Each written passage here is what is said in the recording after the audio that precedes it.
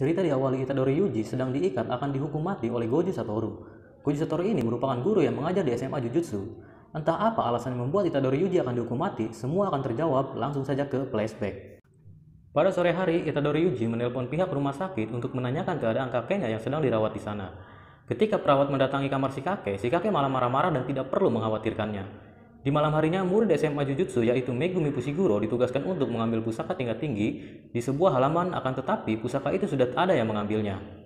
Pada pagi harinya, ekskul gaib yang diikuti oleh Itadori dan dua seniornya dipaksa harus menyerahkan ruangannya dikarenakan ekskul gaib tidak memiliki kegiatan yang pasti. Akan tetapi, ketua ekskul mempunyai sebuah misteri penyebab anggota klub rugby sakit dikarenakan ada roh gentayangan di lapangan tersebut. Namun, ketua OSIS mengelak dan bilang mereka sakit dikarenakan seekor kutu, bukan arwah gentayangan. Sebenarnya Itadori Yuji adalah murid dengan kemampuan atletik yang bagus, akan tetapi ia menolak ajakan Pat Takagi untuk masuk ekskul atletik. Pat Takagi memberikan syarat kepada Itadori, jika dia mengalahkannya, maka Itadori bebas menentukan ekskul apa yang dia pilih. Pertandingan antara Pat Takagi melawan Itadori dimulai. Pertandingan yang dipilih adalah pertandingan tolak peluru. Pat Takagi mendapatkan giliran pertama untuk melempar dan hasil lemparannya mencapai sekitar 18 meter. Dilanjutkan giliran Itadori, dan menurut rumor, Itadori sudah memenangkan ajang Ninja Warrior dan dijuluki harimau dari SMP Barat. Itadori mulai melempar dan membuat semua penonton tercengang dengan lemparannya yang mencapai sekitar 23 meteran lebih. Karena Itadori yang menang, maka Itadori memilih untuk bergabung dengan ekskul gaib. Lalu, Itadori buru-buru pergi meninggalkan mereka untuk menjenguk kakeknya di rumah sakit pada jam 5 sore. Yuji membelikan bunga untuk kakeknya walau terlihat galak dan acuh, tapi sebenarnya kakek orangnya sangat peduli kepada Yuji. Sebelum meninggal, kakek memberikan nasihat kepada Yuji untuk menolong orang dengan ikhlas tanpa pamrih. Lalu, kakek Yuji yang tidak disebutkan namanya meninggal. Pada saat Yuji mengurus berkas-berkas kakeknya, tiba-tiba datang Fushiguro ingin membicarakan tentang pusaka yang telah Yuji ambil, bahwa pusaka terkutuk itu sangat berbahaya dan bisa membunuh orang. Yuji sebenarnya tidak keberatan untuk menyerahkannya, akan tetapi pusaka itu sudah ia berikan kepada seniornya di ekskul gaib. Mengetahui hal itu sangat berbahaya, Megumi dan Yuji bergegas menuju ke tempat senior Yuji berada. Di sekolah, terlihat dua senior Yuji di ekskul gaib sedang membuka segel pusaka terkutuk. Setelah dibuka, ternyata isinya merupakan jari dari Sukuna. Lalu kemudian, karena aura kutukan dari jari itu sangat kuat, membuat makhluk terkutuk lainnya berdatangan. Terjadi pertempuran antara Megumi dengan makhluk kutukan. Itadori yang disuruh menunggu di luar akhirnya teringat pesan terakhir kakeknya, sehingga membuat Itadori tergugah untuk menyelamatkan temannya walaupun itu merupakan tindakan yang sangat gegabah. Di saat Megumi sepertinya terlambat untuk menyelamatkan anak ekskul gaib, dengan ajaibnya Yuji datang sambil menendang kaca lalu menghantam makhluk terkutuk dengan sekuat tenaga sehingga kedua temannya bisa terselamatkan. Di saat akan menyerahkan pusaka terkutuk, tiba-tiba muncul kutukan lainnya dari atap dan menangkap Fushiguro. Fushiguro dihajar babak belur oleh kutukan tersebut, akan tetapi Yuji datang untuk menyelamatkannya. Walaupun mustahil menang karena kutukan hanya bisa dikalahkan oleh energi kutukan lagi. Itadori yang terdesak akan dimakan oleh makhluk kutukan bersama jari Sukuna tanpa pikir panjang, Yuji malah memakannya sehingga Yuji mendapatkan kekuatan yang sangat besar, mampu mengalahkan makhluk kutukan dengan sekejap. Akan tetapi tubuh Yuji dikuasai oleh Sukuna tersebut. Namun sungguh keajaiban, Yuji berhasil menahan Sukuna yang ada pada dirinya. Dalam peraturan Jujutsu, Yuji harus dimusnahkan bersama jari Sukuna, maka dari itu Fushiguro hendak menyerang Yuji Itadori. Pada saat bersamaan muncul Goju Sensei yang tidak sengaja lewat tempat sana dan memastikan keadaan Fushiguro yang tampak babak belur. Goju Sensei menyuruh Yuji untuk bertukar tempat selama 10 detik dengan Sukuna dan bertarung melawannya. Lalu terjadilah pertarungan antara Goju Sensei dengan Sukuna. Meski Sukuna kuat, Goju Sensei terlihat dengan mudah meladeninya. 生徒の前なんでね。恐ろしく速い。違うな。いつの時代でも厄介なものだな。だからどうという話でもないか。そろそろかな。 Hingga akhirnya tiba 10 detik, Itadori kembali mengambil alih tubuhnya.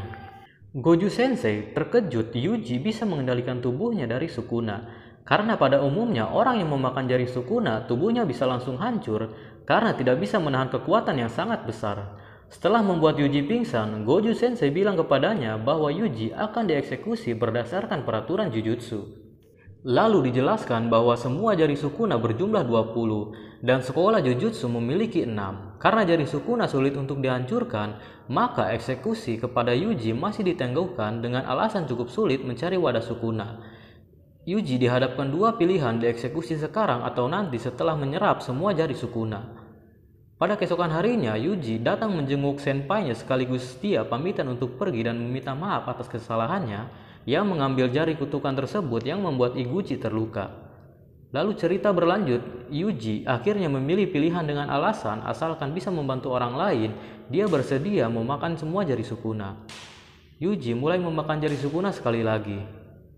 Setelah memakannya, terlihat Yuji sempoyongan, akan tetapi untuk kedua kalinya Yuji mampu mengendalikan kekuatan Sukuna dalam dirinya. Yang membuat hal itu jarang terjadi selama ratusan tahun, belum ada orang yang sanggup menjadi wadah Sukuna kecuali Yuji. Atas pengawasan Goju Sensei, Yuji dipindahkan sekolah ke Sekolah Jujutsu Tokyo Metropolitan. Sekolah ini dikenal di masyarakat sebagai sekolah agama biasa. Selain sebagai sekolah, sekolah tersebut merupakan pusat jujutsu lainnya dalam mengembangkan hal-hal mengenai jujutsu. Lalu Goju Sensei mengajak Yuji menemui kepala sekolah yang bernama Yaga Masamichi. Pak kepala sekolah memiliki jenis ilmu kutukan benda mati. Di sini dia memampatkan boneka sebagai wadah kutukannya. Yaga Sensei menanyakan apa maksud tujuan Yuji masuk SMK Jujutsu. Karena belum mendapatkan jawaban yang puas dari Yuji, akhirnya Yaga Sensei mengirim boneka terkutuknya untuk menghajar Yuji.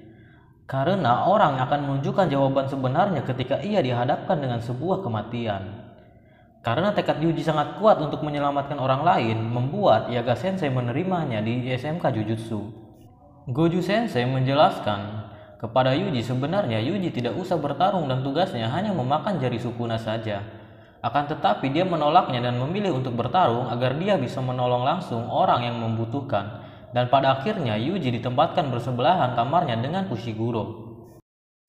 Pada keesokan harinya, mereka bertiga menjemput murid kelas 1 yang ketiga di Harajuku sesuai permintaan dari murid tersebut. Murid tersebut bernama Kugisaki Nobara, salah satu dari anak kelas 1. Kugisaki Nobara memiliki sifat yang agak kasar serta mempunyai cita-cita untuk menjadi seorang model. Setelah saling berkenalan, menurut pandangan Nobara, Yuji dan Fushiguro adalah dua pria yang sangat bodoh. Nobara merasa ditimpa kesialan setim dengan mereka. Setelah semuanya berkumpul, Goju Sensei mengajak ke sebuah gedung tua yang lokasinya bersebelahan dengan makam untuk menguji kemampuan dari Nobara dan Yuji. Dikarenakan Yuji belum menguasai energi kutukan, maka Goju Sensei memberikannya senjata yang menghasilkan energi kutukan, sebab kutukan hanya bisa dibasmi oleh kutukan. Ternyata tujuan sebenarnya Goju Sensei bukan menguji Yuji, melainkan hanya menguji Nobara saja. Goju Sensei menilai Yuji tidak segan membunuh roh kutukan meskipun bentuknya menyerupai makhluk hidup. Sedangkan Nobara masih belum diketahui apakah dia bisa menghilangkan rasa takut dan jijiknya akan sesuatu. Hal yang menariknya, ternyata roh kutukan juga bisa berkembang kemampuannya. Jadi artinya roh kutukan di daerah pinggiran dengan di kota, khususnya di Tokyo, levelnya agak berbeda. Bukan hanya energinya saja, melainkan kutukan bisa menggunakan cara licik, memiliki akal seperti manusia. Kembali ke Nobara, dengan sekali serangan Nobara berhasil mengalahkan roh kutukan yang berpura-pura menjadi patung.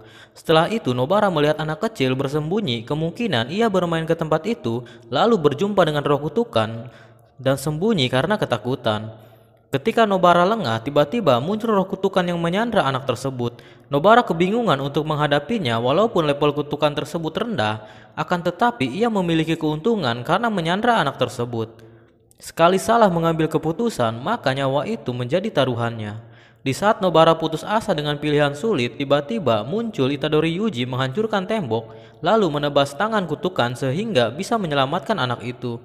Lalu roh kutukan tersebut langsung kabur menembus dinding. Akan tetapi teknik kutukan Nobara mampu membunuh kutukan tersebut menggunakan teknik kutukan boneka jerami, sebuah teknik kutukan mirip boneka pudu atau bisa jadi santet ya. Hingga akhirnya mereka menang dan Nobara lulus dari ujian Goju Sensei. Setelah mengantarkan anak kecil tadi, Goju Sensei mengajak mereka bertiga untuk makan. Terlihat Fushiguro hanya diam dan merasa jengkel karena ia diledek oleh Nobara dan Yuji karena tidak bisa ikut membasmi roh kutukan. Lalu di sebuah lapangan SMA terlihat janin kutukan berpotensi tingkat khusus muncul.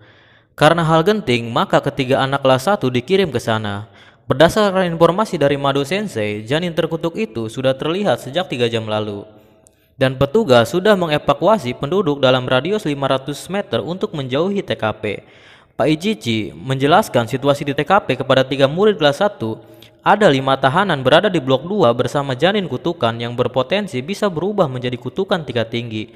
Nah, kutukan sendiri dibagi beberapa tingkatan, dari yang terlemah yaitu tingkat 4, dengan cara membunuhnya memakai kayu saja sudah cukup. Lalu ada tingkat 3, membunuhnya setara menggunakan pistol. Lalu tingkat 2, shotgun hampir tidak cukup.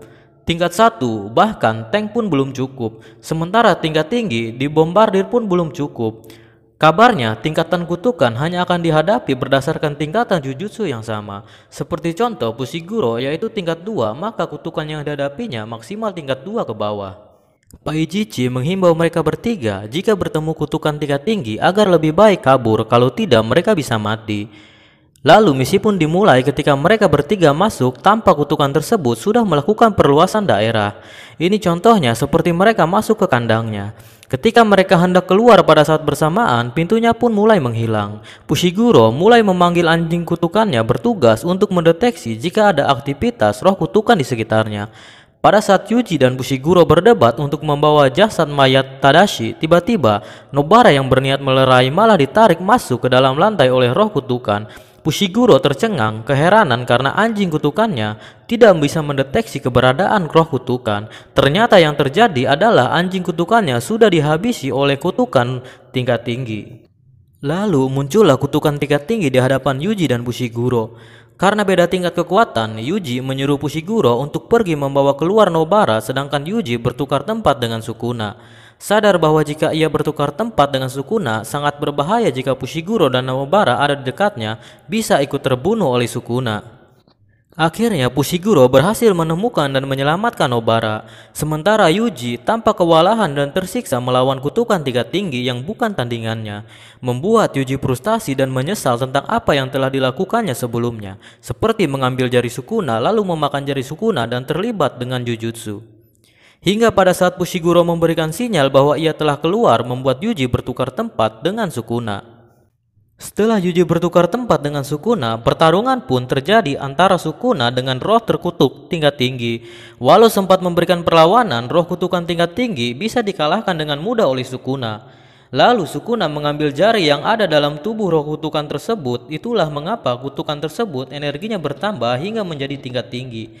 Ketika Sukuna menawarkan kembali untuk bertukar tempat dengan Yuji, hal yang tidak biasa terjadi. Yuji tidak bisa berpindah dengan Sukuna. Mungkin hati Yuji yang sebelumnya yang lemah membuat tekadnya berkurang, sehingga jiwa Yuji masih bisa dikuasai oleh Sukuna. Fushiguro yang sedari tadi menunggu Yuji terkejut dengan kedatangan Sukuna di hadapannya. Sukuna melepas jantung Yuji bertujuan untuk menyandra Yuji agar pada saat bertukar tempat lagi dengan Yuji, Yuji akan mati. Namun jika tidak bertukar tempat, nyawa Fushiguro lah dalam ancaman. Keadaan mulai berbalik, ditambah Sukuna sudah memakan jarinya lagi untuk ketiga kalinya. Pertarungan yang tidak berimbang antara Fushiguro dan Sukuna pun tidak terelakkan. Fushiguro begitu sangat kewalahan menghadapi Sukuna, sedangkan Sukuna terlihat begitu menikmatinya.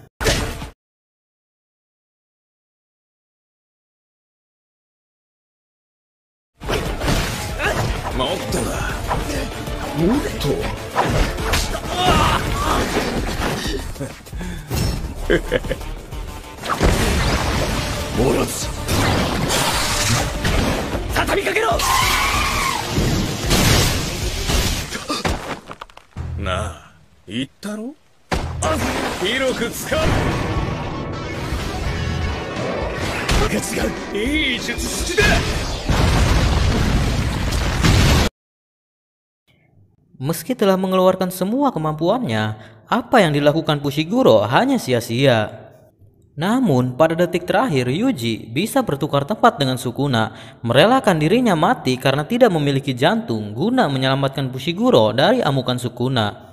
Part 1 rangkuman anime Jujutsu Kaisen berakhir di sini dan kita akan dilanjutkan di part 2. Yo, jika ada salah kata atau pengetahuan saya tentang Jujutsu Kaisen yang kurang, mohon dimaklumi. Jika ada masukan, tolong ditulis di komentar. Jika kalian suka video ini, bisa diklik suka, lalu jangan lupa subscribe agar channel ini bisa berkembang lagi dan see you, goodbye, sayonara.